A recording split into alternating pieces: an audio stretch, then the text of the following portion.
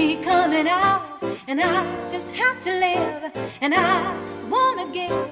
I'm completely positive. I think this time around I am gonna do it like you never knew it. Oh, I'll make it through. The time has come for me to break out of the shell. I have to shout that I am coming out. Welcome to the show Never Too Late Ever, where we focus on making the next chapter of your life the very best chapter ever. I am your host, Lorraine Hoving from It's About Time, and I am so glad you are joining us today. This day will change your life. Open your heart, your ears, and listen, and you will find a gem, a treasure that you can apply to your life today. And I am really excited about our guest today because I've never given you anything like this before. But it excites me because I've often talked about making this next chapter of my life with exciting adventure. And Brenda McGuire. Hi, Brenda. How are you today? Good. Thanks for having me today. I'm so excited. I'm going to tell you a little bit about Brenda, but Brenda knows about adventure. So hang on to your seats. Here we go. Brenda McGuire. She's called the Global Gal. She has trekked the Himalayas, climbed the Great Wall of China, ridden camels in Egypt, worked in a castle in Ireland, which I think is fascinating, and backpacked 5 continents in 5 weeks. And that's just for starters. Imagine. Arisen from her own personal journey, she founded Global Gals, which inspires and empowers women from seasoned globetrotters to first-time adventurers to successfully live, work, and travel abroad. So far, Brenda has experienced 80 countries, 6 continents, and 3 cruises around the world. But the Global Gal is not done yet. Brenda is not done. There are more small worlds to explore, more connections to be made, and many more women to inspire. Brenda, that sounds incredible. Welcome. Welcome. So first of all, tell us a little bit about where you're located. You are in the U.S., correct? I am. I'm in Des Moines, Iowa. Okay. And do you have children or dogs or animals, or a little bit about you? No, not with my crazy global lifestyle. Yes, I don't have either. But yeah, I mentioned I grew up in Iowa. What you have to know about me is I'm a country girl. I grew up rural Iowa. Nearest town was 1,000 people. I didn't know anybody who traveled really. To me, exotic travel was when my dad took us to Minnesota and we'd stay at maybe a Super 8 motel. That was about it. So I didn't know anybody who traveled or had passports. So I didn't just become the Global Gal. That's why I'm saying there's hope for everybody out there. So. Right. And it's interesting because it's true. If you are a world traveler like that, it's hard to be tied down with animals and dogs. And so the name, the Global Gal, is just perfect. And so tell me a little bit about your travels. So you grew up in a town of just 1,000 people, but yet you had a hunger for travel from early age, or when did that begin?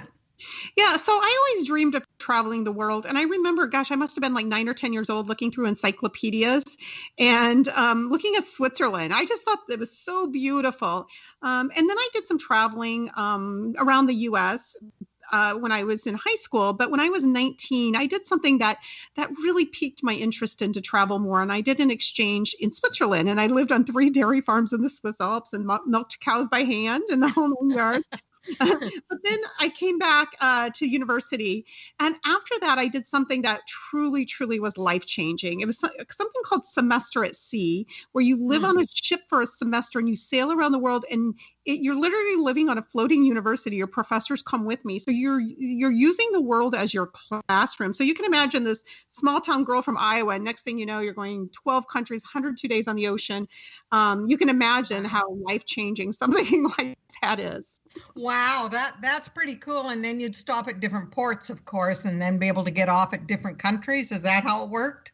Yeah, so we would do field trips in these places. So, for Oh, example, we took international. I cool. took a world theater class, and here's somebody from Iowa who had never even been to the ballet, and now I'm at the Kirov Ballet in Russia at the Nutcracker Suite. Oh my goodness. And What? and they always say, be careful, the travel can be life changing. And so, when I came home, boy, I was then gone for 10 years after that. I was moving around the world, living around the world, traveling. And literally now I've now come back to Iowa, where I started from. And now I've made it my life's mission to help empower people and get them to live, work, and travel this amazing world. I teach them all the lessons I've learned the hard way, the mistakes I've made. I help them save time, money, and stress. And what I love about travel, I'm almost 50 now, but, I started, when I was 19. So the thing is that what's great about travel, you can do it at any age. I mean, that's what I love, all kinds of travel at different ages. And now I'm going back to the same places I did when I was younger, and I'm having a different experience. Right. And and I bring my mom on trips and travel too. So I think travel is an amazing thing, for anybody to do. And I love your title, because like you, it's never too late to. And that's one of the things I always say, it's never too late to travel the world.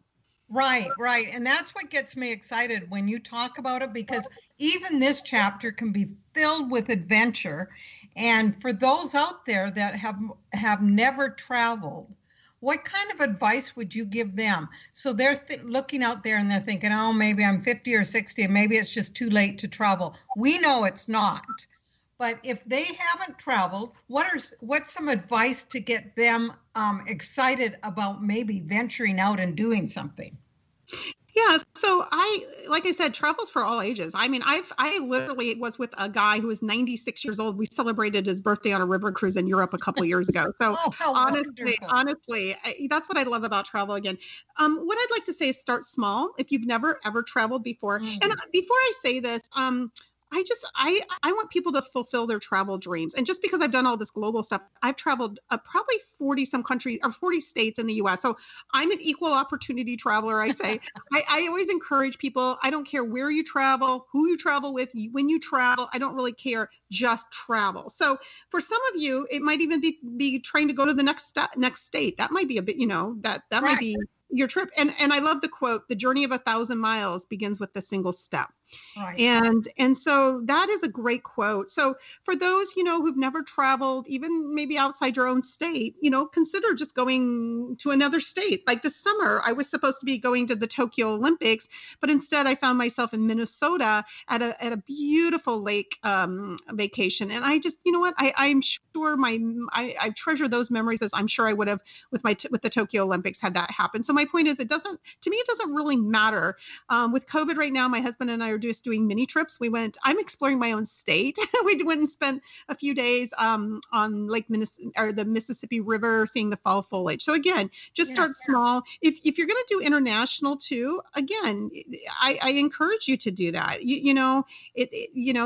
There's so many amazing places. Australia is a great place to start. They speak English, UK, those types of places. And even I have a program called Get Started Traveling the World, 7 Steps to Achieve Your Travel Dream. So I actually teach people how to get started. That's wonderful. Now, with COVID, that has changed our travel definitely, for especially out of country. So do you have anything that you're learning in that? Now, I noticed you went to Minnesota, like you said, instead of Tokyo.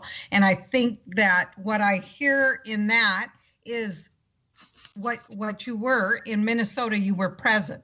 So it might have not been Tokyo, but it was Minnesota and you were present.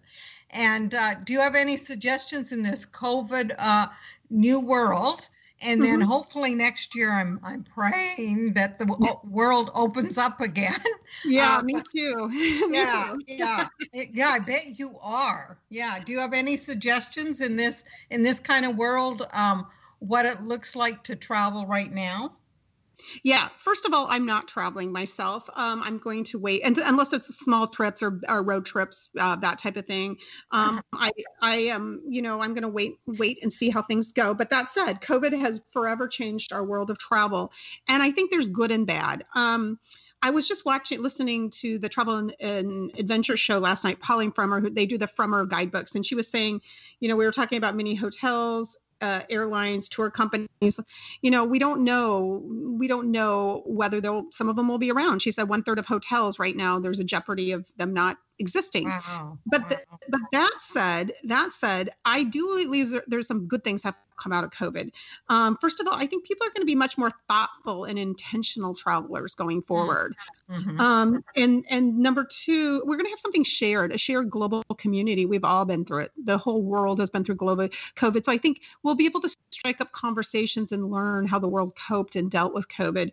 I also see the world of travel being more sustainable, environmental focused, a lot more focused on nature travel. I know myself, I've done way more nature things. I think that's going to be a big one. And also decisions are being made by different destinations. So before they just allowed people into their, to their ports of call, their destinations. But now that they're not there, the tourists, they're rethinking. For example, I heard yesterday, Key West will not be letting big cruise ships in. So, the destinations themselves are changing. And I also think what's most important through COVID is we've learned that life is short, tomorrow's not promised. And what I'm going to see is more people saying, hey, you know what? Screw it. I'm going to go take that dream trip. If I've had to face COVID and the fear and all of this, why not do something and take that dream trip? I should have done it a long time ago. And I do have good news. The world will open it up again. It might not look the same in the travel space and the travel world, but I will tell you those ruins in Italy have been there for thousands of years. All these places, they're not going anywhere. That's right. They're going to be there. And lastly, take this time right now to plan. Planning is part of the pleasure of traveling. In fact, they did research and they looked at when people were most happiness about their travel, before, during, or after. And believe it was before. It was the planning. Yeah. And we have a program like Planning Your Epic Journey program, because we're helping people now. This is a great time to plan. I'm planning now. And I'm not booking anything necessarily, but I'm planning. I'm thinking about it. Where do I want to go next? Right. Yes, I'm getting excited just thinking about it, because I love the planning. The planning just is wonderful. And one of my favorite trips was when we went to Europe, and we were on a barge with my husband's company. But what I love about traveling, especially abroad, was that you can go from one culture to another in a day, and you can hear different languages, and the food is different. The people can be reserved, or they can be like when we got to Spain, they're all happy and partying, and you can learn a lot about people traveling. But that can even happen from state to state while we're in COVID, when you go places. I think what travel means to me, because I'm very, very curious about how people live, curious about environment. And so when you're talking about planning and how excited you get planning, that's part of it. It's that curiosity that the world is bigger than our little world. Do you kind of find that too? Absolutely. And I love that you talk about learning about other cultures, because that's what enriches and makes the experiences. Honestly, I can't tell you how many times I've traveled the world expecting to see beautiful sights and museums and all of these things. But to be quite honest, what I remember is the people I met at that outdoor cafe, so I encourage you to connect with the locals. And honestly, my experience is the world is a very kind-hearted place, and people on my journey have helped me a lot. And have been very helpful. And, one quick tip of people say, well, I want to get off the beaten path. Well, just walk 20 minutes in the city from the city center, and there's the locals, they're just going on their normal day. And one great conversation starter, if you want to connect with the local, is, oh, can you tell me where or what your favorite place is to visit, your favorite restaurant? Because ask the locals, they live there. I mean, if you think about the city you're in, what the tourist is saying is the best restaurant might not be the mom and pop shop on the corner. I remember one time I was in Greece, and not Greece, sorry, Portugal. And I went to the concierge of the hotel, and I said, okay, don't tell me where you tell the tourists go. Tell me, where do you go on vacation? Where do you go on vacation? Yes. And he pulled it up, and next thing I know, I'm there where his family goes on vacation, and that's where the locals are. So. Right. Because that's what gives you the true feeling of the country or the people, rather than what the tourists go and then paying like